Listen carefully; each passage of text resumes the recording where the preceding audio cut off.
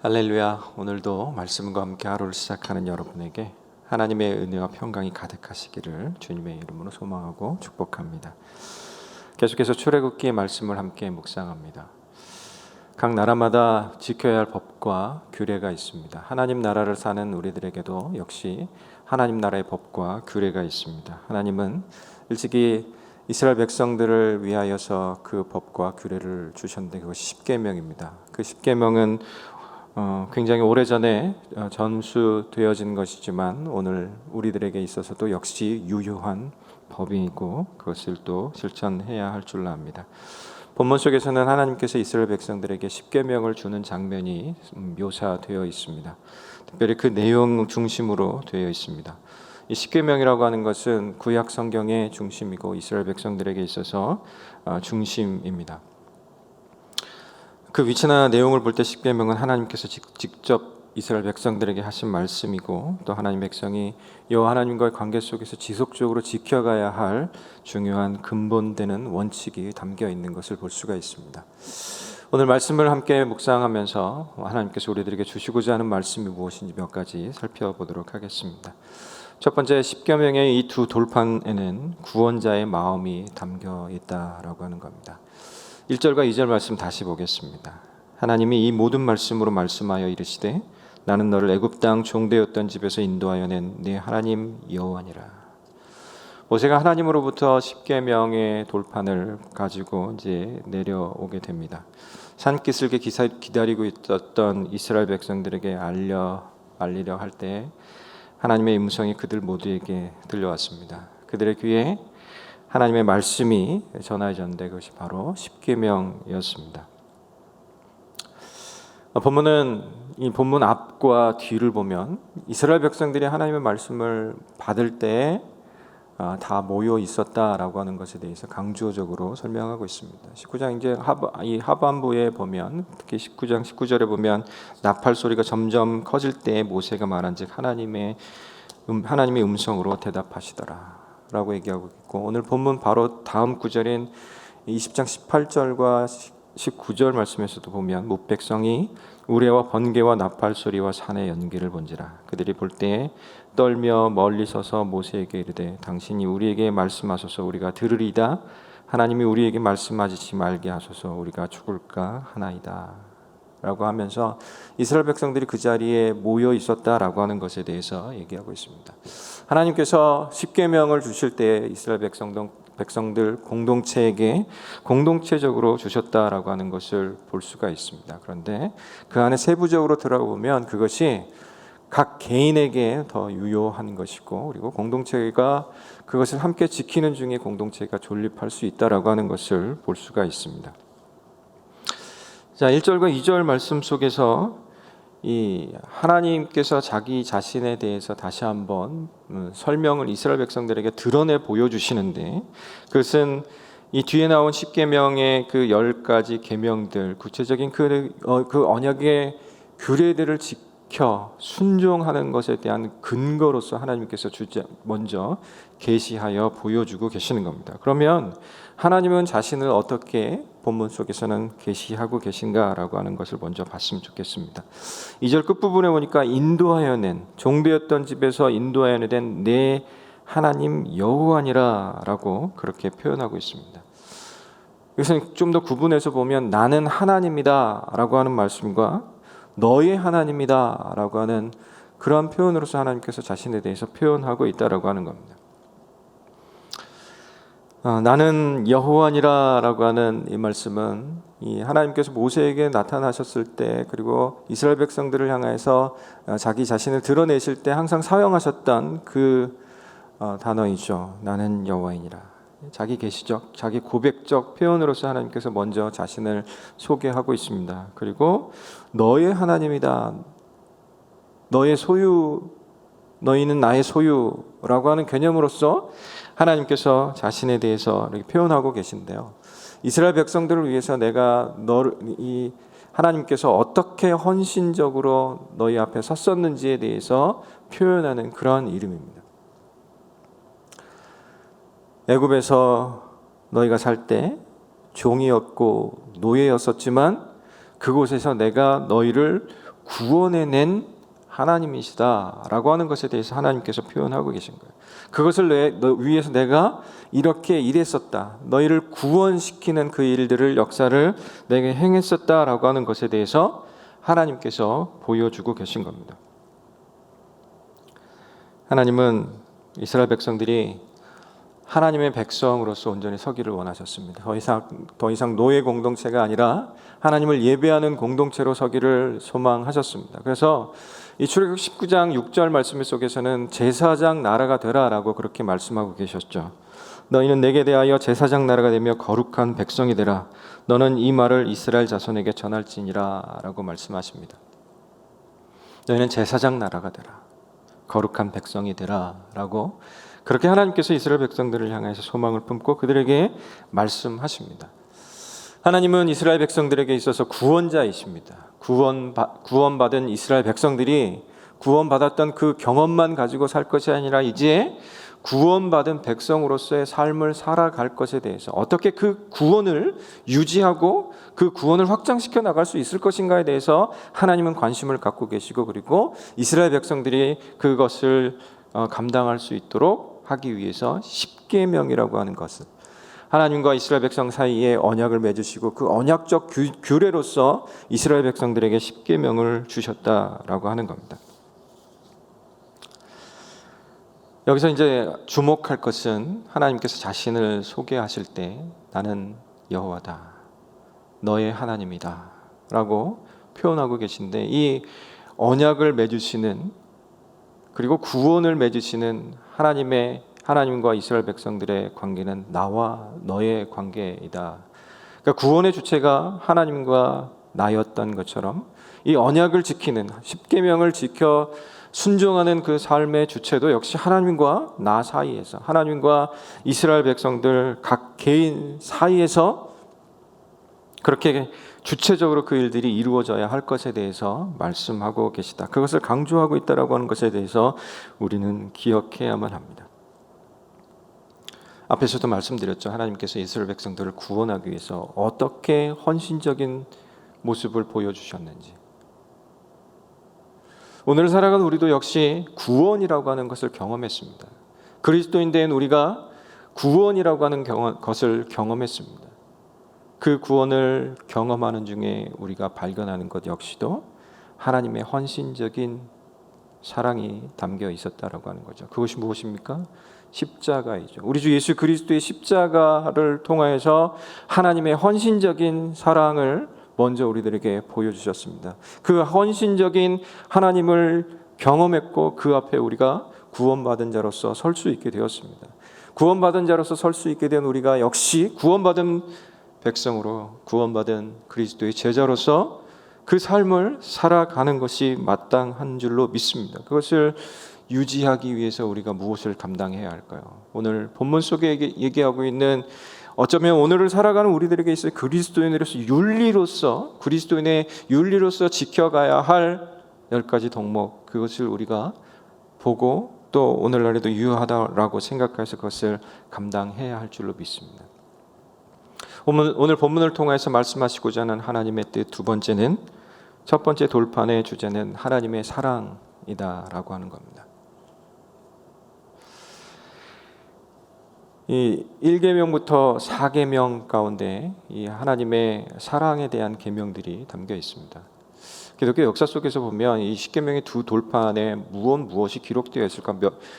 그 시기를 따라서 보면 5대5로 적혀 있을 것이다. 하나님의 사랑과 그리고 이웃 사랑의 계명이 5대5로 적혀 있을 것이다라고 주장했던 사람, 또 3대7이다, 또 4대6이다. 뭐 4계명까지 그리고 6계명까지 이렇게 다양한 어떤 주장들이 있어 왔는데 요즘에 주로 받아들여지는 것은 4계명까지 첫 번째 계명 그 돌판에 적혀 있을 것이고 나머지 6계명이 두 번째 돌판에 적혀 있을 것이다라고 하는 그런 주장들이 있습니다.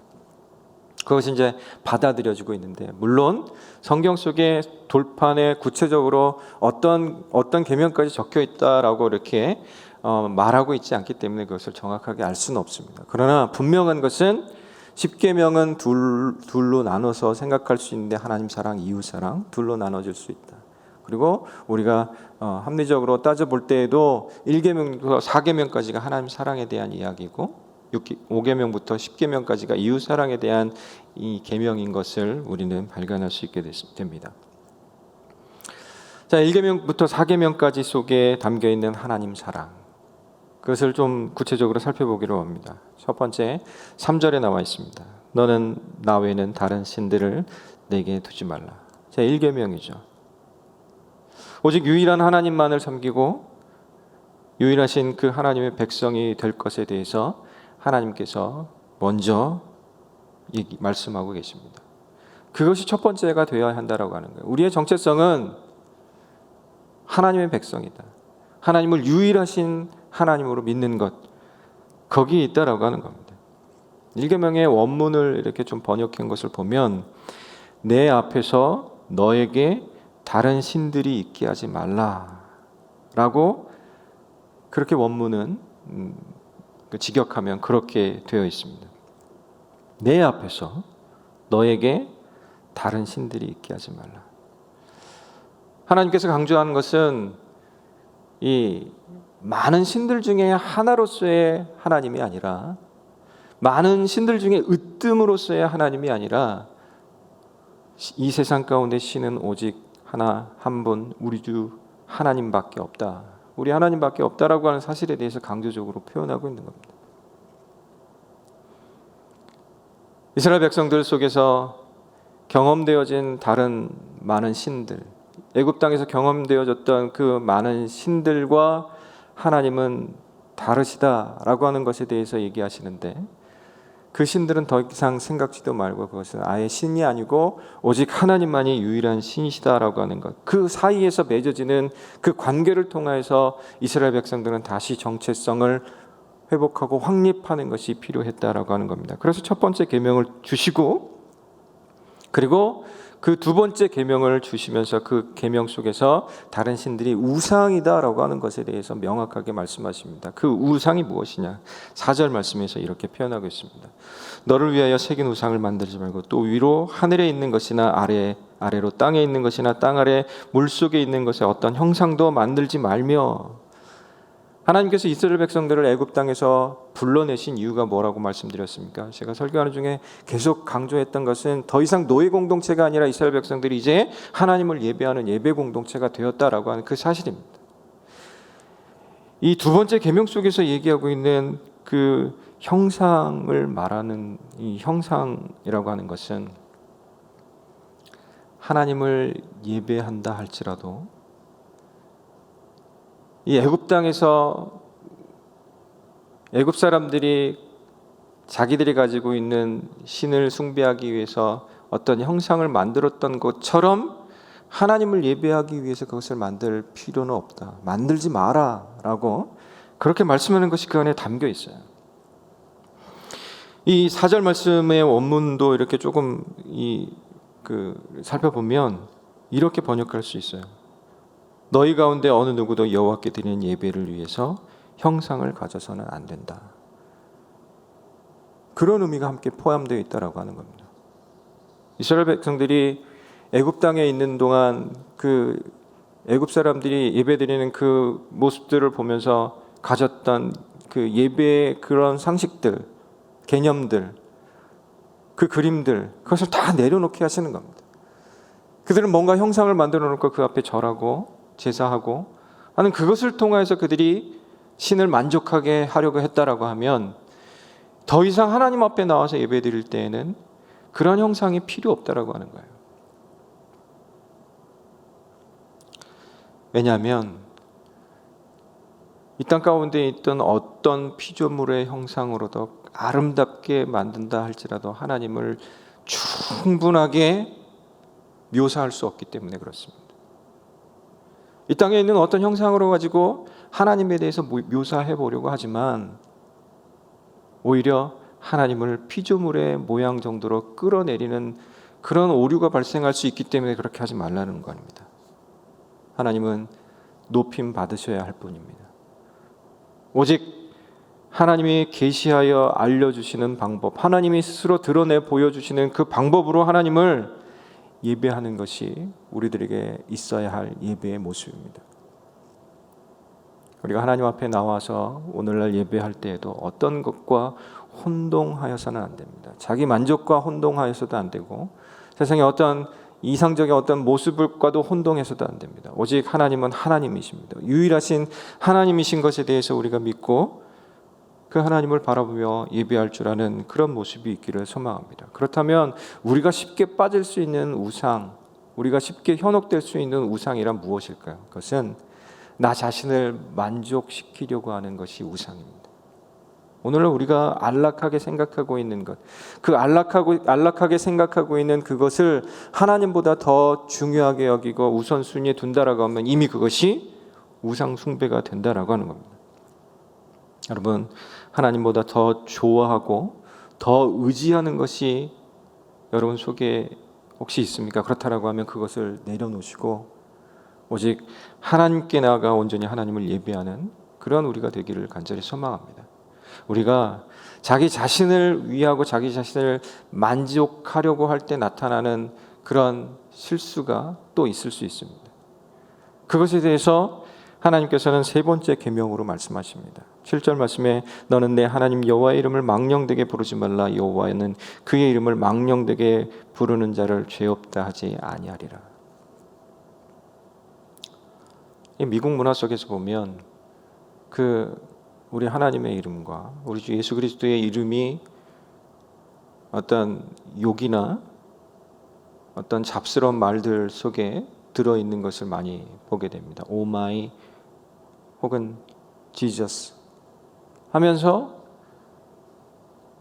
자기 기분을 만족시키기 위해서 하는 그런 허망한 말들이 많이 사용되고 있는 것을 보게 됩니다. 이 구약 성경 속에서 보면 하나님의 이름인 여호와 엘로힘이라고 하는 그 단어가 따져보니까 거의 9,000번 정도 그렇게 사용되고 있습니다. 그 하나님의 이름은 이스라엘 백성들에게 드러내 보여준 이름이고 그 이름을 통하여서 하나님과 이스라엘 백성들 사이에 인격적인 관계가 맺어졌다라고 하는 것에 대해서 드러내 보여주는 겁니다. 요즘 우리가 그 수요일 온라인 기도회를 통하여서 이 여호와의 하나님의 이름을 공부하고 그 이름을 의지하여서 같이 기도하고 있습니다. 굉장히 유익한 시간인 것 같아요. 왜냐하면 그 시간들을 통해서 하나님과의 인격적인 관계와 교제와 그 속에서 하나님께 기도할 수 있기 때문에 그렇습니다. 그렇기 때문에 망령되이 하나님의 이름을 일컬어서는 안 됩니다. 여기서 말하고 있는 망령되다라고 하는 단어의 의미를 살펴보니까 그것은 실체가 없다, 값어치가 없다.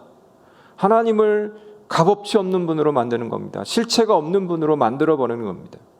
그렇기 때문에 우리가 농담으로라도 하나님의 이름을 망령되이 일컬지 않아야 할 줄로 압니다. 늘 우리가 살아가는 동안에 하나님과 친밀한 관계를 만들어 가야 하지만 그 관계 속에서 살아가야 하지만 친밀한 하나님을 망령되이 일컬어서는 안 됩니다. 세상 가운데서 우리 하나님은 하나님이십니다.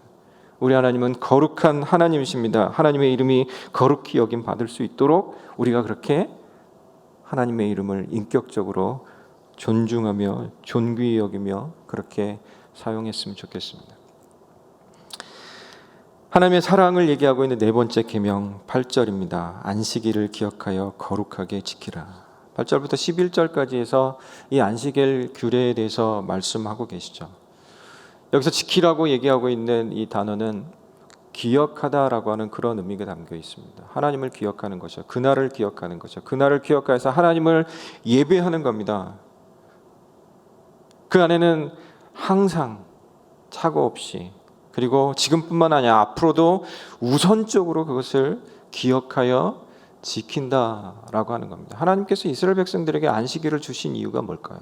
그것은 그 안에서 하나님이 이 6일 창조 후에 일곱째 날에 경험하신 그 안식을 자기 백성들도 경험하고 그 안식에 동참하기를 원하는 마음입니다. 사실 이스라엘 백성들이 애굽에 사는 동안에 노예로 있었잖아요. 그렇기 때문에 그 노예로서 이 안식을 갖지 못했던 그 삶들을 하나님께서는 잘 아십니다. 그리고 그 안식일을 통해서 하나님께서 원하시는 것은 이 그들에게 쉼을 주고, 그리고 그들이 함께 모여서 성회로 모여서 하나님을 기억하고 하나님을 예배하는 것, 그것입니다. 하나님과 이스라엘 백성들 사이에서 맺었던 이 언약의 규례 속에, 십계명이라고 하는 규례 속에도 하나님의 이 노예 공동체를 예배 공동체로 바꿔주시고자 하는 그 마음이 이렇게 절절하게 담겨 있는 겁니다. 계명으로까지 규정하셔서 이스라엘 백성들이 잊지 않고 하나님 사랑하는 것, 하나님의 마음을 감당하는 것, 그것을 하나님께서 집어넣고 계시다라고 하는 것입니다. 여러분, 이스라엘 백성들이 하나님을 사랑해야 했던 것처럼 오늘을 살아가는 우리도 역시 하나님을 사랑하기를 소망합니다. 하나님을 사랑하는 일에는 결코 손해가 없기 때문입니다. 6절 말씀을 다시 보면, 6절 말씀 띄워주시겠어요? 나를 사랑하고 내 계명을 지키는 자에게는 천대까지 은혜를 베푸느니라. 나를 사랑하고 내 계명을 지키는 자에게는 천대까지 은혜를 베푸니라. 하나님을 사랑하는 자에게 이렇게 보상하시겠다라고 말씀하고 계십니다. 여러분, 우리가 하나님의 계명 앞에 부담스럽고 거추장스럽고 불편한 것으로 생각하기보다는 그냥 성경 말씀 속에 기록되어 있는 또 하나의 한 구절로 생각하기보다는 그 안에 담겨 있는 하나님의 마음, 사랑하시고 사랑받기를 원하시는 그 마음을 우리가 깨닫고 오늘도 하나님의 사랑 앞에 사랑으로서 표현해 드릴 수 있는, 그래서 약속하신 천대까지 베푸시는 은혜를 누릴 수 있는 그런 은혜가 있기를 간절히 소망합니다. 여기서 얘기하고 있는 천대라고 하는 것은 이 천번에 이르는 세대를 얘기하는 것이 아니라 이 수많은, 셀 수 없이 많은 을 의미합니다. 하나님께서 그것을 약속하고 계시니 오늘 살아가는 우리가 그 약속을 붙잡고 하나님 앞에서 그렇게 하나님을 사랑하며 살 수 있기를 간절히 소망합니다. 십계명 두 번째 돌판에 주시는 교훈은, 그 주제는 이웃 사랑입니다. 앞에도 언급했던 것처럼 이웃 사랑입니다. 12절부터 17절까지의 말씀인데요, 읽지는 않겠습니다. 이 다섯 번째 계명은 부모 공경, 여섯 번째는 살인하지 말라, 일곱 번째 간음하지 말라, 여덟 번째 도둑질하지 말라, 내 이웃에 대하여 거짓 증거하지 말라, 아홉째 계명, 열 번째 계명으로 내 이웃의 집을 탐내지 말라 라고 말씀합니다. 이웃을 사랑하는 방법을 구체적으로 하나님께서 거기에다가 기록해 놓으신 거예요. 애굽 땅에 있을 때 노예 공동체로서 그 일들을 어떻게 보면 당연스러운 것으로, 왜냐하면 애굽 사람들로부터 그렇게 학대를 받아왔었기 때문에 그렇게 생각했었을지도 모릅니다. 그렇게 존중받지도 못했을 것입니다. 그러나 그들에게 스스로가 존중받을 사람이고, 그리고 하나님이 택하신 자기 하나님의 또 다른 백성도 역시 존중받아야 할 대상인 것을 알고 그들에게 그렇게 행할 것에 대해서 하나님께서 말씀하고 계십니다. 하나님을 사랑한다 하면서 이웃을 사랑하지 않는 사람은, 사도 요한은 거짓말하는 자다라고 그렇게 표현하고 있습니다. 요한일서 4장 19절 20절 말씀에 우리가 사랑하면 그가 먼저 우리를 사랑하셨습니다. 누구든지 하나님을 사랑하노라 하고 그 형제를 미워하면 이는 거짓말하는 자니, 보는 바 그 형제를 사랑하지 아니하는 자는 보지 못하는 바 하나님을 사랑할 수 없느니라. 하나님 앞에서 우리가 진실한 사랑으로 나아갈 수 있기를 소망합니다. 진실한 사랑으로서 우리 앞에 서신 하나님께서 이웃 사랑하는 방법을 이렇게 5계명부터 10계명까지 말씀하고 계시는데, 그 계명을 묵상하는 중에 깨닫게 되는 것이 무엇이냐면 그 안에 하나님의 마음이 담겨 있다라고 하는 겁니다. 그것은, 그 하나님의 마음은 우리의 생명을 귀하게 여기시는구나 라고 하는 겁니다. 생명을 귀히 여기는 마음이 하나님께 있는 것처럼 하나님의 백성으로서, 하나님의 자녀로서 우리도 역시 또 다른 생명을 귀히 여기는 마음이 있어야 할 줄로 믿습니다. 우리가 생명을 귀히 여기는 마음이 있기 때문에 그 영혼을 귀히 여기는 마음, 그것 때문에 우리가 전도하고 또 다른 사람을 하나님의 백성으로 만들려고자 그렇게 애쓰는 것 아닙니까? 그거 같이 우리의 윤리적인 삶 가운데서도 역시 생명을 귀히 여기는 마음과 함께 그것이 실천적으로 나타날 수 있기를 간절히 소망합니다. 그렇다면 생명을 귀히 여긴다는 것이 무엇일까? 이 6가지 계명을 통해서 볼 때 생명을 주신 부모님을 공경하는 것, 그것은 이미 우리 안에 생명을 유지하는 길이 있다라고 하는 것을 보는 겁니다. 7번째, 8번째 계명, 살인과 거짓 증언이라고 하는 것은 어떤 공적인 권력, 자기가 가지고 있는 남들보다 우월한 그 힘을 가지고 다른 사람의 생명을 저해할 수 있는 나쁜 것입니다. 이 간음이라고 하는 것은 하나님께서 주신 아름답고 고귀한 성을 악용하여서 이 생명의 근원을 존중하지 않고 파괴하는 그런 행위이기 때문에 그것은 우리들에게 없어야 할 것입니다. 그리고 9번째 계명, 이 도둑질이라고 하는 것은 당시에는 이 훔쳐갈 만한 것이 음식밖에 없었어요. 의식주에 해당되는 그런 것들밖에 없었어요. 기호식품 같은 것이 아니라 그들의 생명을 유지하는 유일한 것들이었기 때문에 그것을 훔쳐가면 그것을 먹지 못함을 통하여서 그 이웃이 죽을 수 있기 때문에 그것을 하지 못하게 하는 겁니다. 오늘날도 마찬가지죠. 그래서 하나님께서는 신명기 23장 24절 25절 말씀에서 이렇게 말씀하십니다. 내 이웃의 포도원에 들어갈 때에는 마음대로 그 포도를 배불리 먹어도 되느니라. 그러나 그릇에 담지는 말 것이요 내 이웃의 곡식밭에 들어갈 때는 내가 손으로 그 이삭을 따도 되느니라. 그러나 내 이웃의 곡식밭에 낫을 대지는 말지라. 도둑질하지는 말고 생명 유지를 위해서 아주 최소한의 것은 허용된다라고 하는 그런 규례를 또 주시고 있는 것을 볼 때 하나님께서 각 사람의 생명을 얼마나 귀히 여기시는지, 각 사람이 또 다른 사람의 생명을 유지를 위해서 얼마나 그렇게 관심을 갖고 써야 되는지에 대해서 말하고 계십니다. 그것과 더불어서 마지막 계명 속에서는 우리들 안에 있는 탐심이라고 하는 것, 탐욕이라고 하는 것, 그것을 없애기 위해서 하나님이 주신 것에 대해서 자족하는 마음을 가질 것에 대해서 얘기하고 있습니다. 우리가 하나님을 사랑하고 섬기기 위해서 역시 우리가 추구해야 할 중요한 가치는 생명 존중입니다. 이웃을 존귀하게 여기는 겁니다. 또 다른 사람의 생명을 귀하게 여기는 겁니다. 이것이 우리들에게 있어서 구체적인 계명을 실천하는 원리이고 또 방법인 줄로 믿습니다. 우리는 홀로 이 세상을 살 수 없습니다. 혼자 살 수 없습니다. 하나님과 함께 살아야 하고 하나님께서 사랑하시고 우리들에게 함께 살라고 하신 이웃과 함께 살아가야 할 줄로 믿습니다.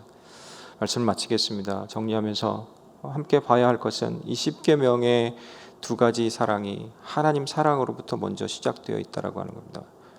하나님 사랑을 먼저 실천하십시오. 그리고 이웃 사랑도 실천하십시오. 그런데 이웃과의 관계, 이 또 다른 사람과의 관계가 힘들 때 생각해야 할 것이 무엇이냐면 하나님과의 관계가 바로 되어 있는가라고 하는 것을 살피는 겁니다. 그것을 통하여서 이웃 사랑의 그 관계가 새롭게 정립되어질 수 있기 때문에 그렇습니다. 하나님께서 그래서 우리들에게 10계명의 그 원리들을 그 순서대로 주신 것입니다. 오늘을 살아가는 우리에게 있어서 하나님께서 우리들에게 주신 약속이 무엇인가 다시 한번 생각해 보기를 원하고, 오늘을 살아가는 중에 하나님의 그 마음이 담겨 있는 그 사랑을, 하나님을 사랑하고 하나님의 사랑을 받고 하나님의 사랑을 또 다른 사람에게 나누어 줘서 하나님의 사랑을 함께 공유하고 실천하는, 그래서 생명들이 살아나는 그런 아름다운 우리의 공간들이 되어질 수 있도록 그렇게 우리가 함께 힘쓰고 하나님을 기쁘시게 해드리기를 간절히 소망하고 축복합니다. 함께 기도하겠습니다. 하나님 아버지 감사합니다. 오늘도 하나님의 마음이 우리를 향하여서 얼마나 애절한 사랑인지 다시 한번 살펴보았습니다. 하나님께서 우리를 사랑해 주시고 또 우리가 살 길을, 사는 방법을 구체적으로 알려주시니 감사합니다. 우리 안에 하나님 사랑이 가득하게 하여 주시고 받은 그 사랑으로 또 다른 이웃을 사랑할 수 있도록 하나님께서 인도하여 주시옵소서. 하나님, 새생명 비전교회가 주님 앞에서 이것을 온전히 감당할 수 있기를 간절히 소망합니다. 세우신 강준민 목사님 영육간에 강건케 하여 주시고 새생명 비전교회가 감사로 하나님께 영광 돌리는 공동체로서 온전히 설 수 있도록 주님께서 인도하여 주시옵소서. 우리 안에 있는 형제 자매들, 혹시 질병으로 고통당하는 이들 주님 찾아가 주셔서 위로하여 주시고 몸을 강건케 하여 주시고 이전보다 더 강건한 모습으로 하나님을 기뻐 예배하며 또 다른 이웃에게 하나님의 기쁨과 사랑을 나눠줄 수 있는 능력이 있도록 하나님 아버지 인도하여 주시옵소서. 오늘은 디모데 성경연구원을 섬기신 이재양 목사님을 위해서 함께 기도합니다.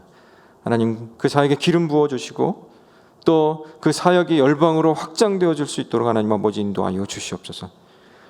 그 중에서도 탁월한 훈련 교재를 개발할 수 있도록 하나님께서 인도하여 주시고 그 개발된 교재들을 통해서 많은 지도자들을 잘 섬기고 양성할 수 있는 은혜가 있도록 하나님 축복하여 주시옵소서. 오늘도 우리의 온 마음이 하나님을 향하여 하나님을 사랑함을 통하여서 또 이웃을 사랑하는 것으로 온전히 실천되어 줄 수 있기를 소망하며 그 모든 삶을 통해서 하나님의 영광, 하나님께서 영광 받으시기를 간절히 소망합니다. 하나님께 감사하고 예수님 이름으로 기도드리옵나이다.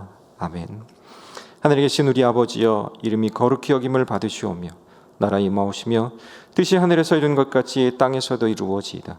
오늘날 우리에게 일용할 양식을 주옵시고 우리가 우리에게 죄 지은 자를 사하여 준 것 같이 우리 죄를 사하여 주옵시고 우리를 시험에 들게 하지 마옵시고 다만 악에서 구하옵소서. 대개 나라와 권세와 영광이 아버지께 영원히 있사옵나이다. 아멘.